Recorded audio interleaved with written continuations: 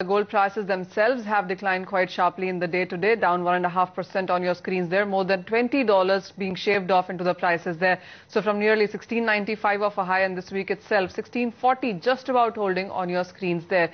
And it's not just about gold. Silver has been seen a ditto case there, $31 plus kind of levels is where we were trading. It's breached below $30 an ounce in the European markets right now. There have been sharp declines in the crude prices and the base metals as well. So from those multi-month, multi-week highs that we saw in the first 2 days of 2013, there is a bit of a profit taking coming now. And of course, there are concerns about the volume, duration of the Fed bond buying. That is something that has come into the markets and weighing on prices.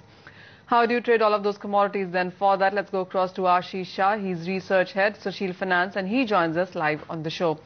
Ashish, hi, welcome. Let's start with gold first. And the kind of decline that's coming in into the international markets, how are you reading into that?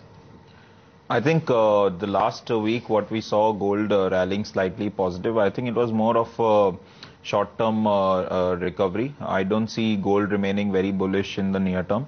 I am expecting gold prices to still continue in a correction mode. We may see prices testing about $1620, $200 and $1610 in the near term. On the intraday markets or as well as positional basis, because of the rupee dollar, we may see MCX prices not correcting as aggressively as much as the international would be, but still out and out on the higher side, continue to remain a seller. I would suggest traders to go short on this commodity at current levels and rallies to 3750, putting a stop loss about 30,800 or 820 and looking at a target of about 30,600 on the lower side. Ashish, would you say that many people would have been caught unawares with the kind of move that we have seen in precious metals, especially for silver, which is 1700 rupees down in the Indian markets itself? Yeah, I think it was a panic selling that we saw today morning. So the opening near the highs and then straight away fall about 1,500 points. But it was definitely backed by the correction in the international markets that we saw yesterday. Across the globe, we may see very positive developments. The economy across the globe seems to be sharing out good numbers. So definitely does not make the bullion pact very attractive. For investors to put their safe money into. Risky asset classes may remain the winners in the coming few months. So I think there is liquidity which is going out of this market, and that's why where investors need to wait for a good price on the lower side to invest again for long term. But definitely bullion has to be a part of the portfolio.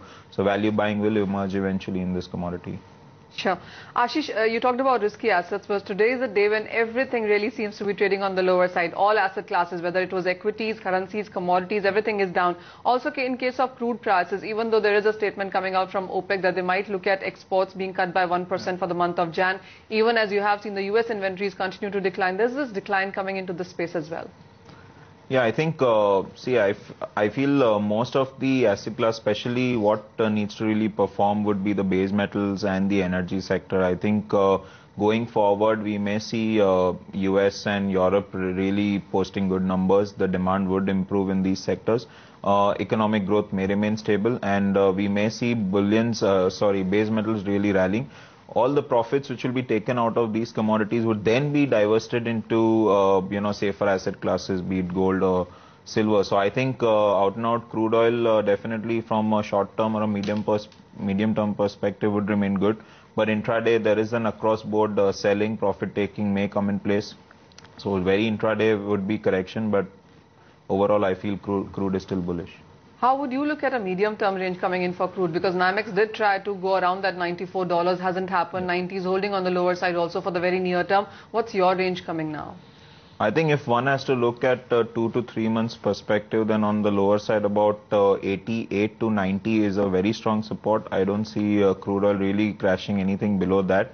But anything below that would definitely not sustain for a longer term, because I think demand in oil should remain stable if economic growth is on track. So this commodity, 88 to $90 on the lower side, remains a very near term, like about 15 days to 20 days perspective, remains a good support on that side. Ashish, you also talked about the base metal space, and you said there could be some rally, some money getting into that space there. Which one would you pick up from that one? Because we have seen good amount of gains coming in, and we have even for nickel, which was a decliner in 2012, has gained up in 2013. So overall positive green in all the base metals in 2013. But which one would you want to pick on? I think the only commodity in base metals which has not really participated in the rally is nickel, as you rightly mentioned. Nickel, I think one can look at buying this commodity From a medium-term perspective, as long as it is trading above overall 900, one can look at buying this commodity. All other base metals, be it zinc, lead, and copper, have definitely posted good gains. So there is not much cream or markup left as far as the rally is concerned. But nickel is yet to perform. I've seen a consolidation happening over the last couple of months. Rather, this commodity has not posted aggressive selling at these levels. So look at buying this commodity from a short-term perspective for a target objective of at least 1,050 on the higher side.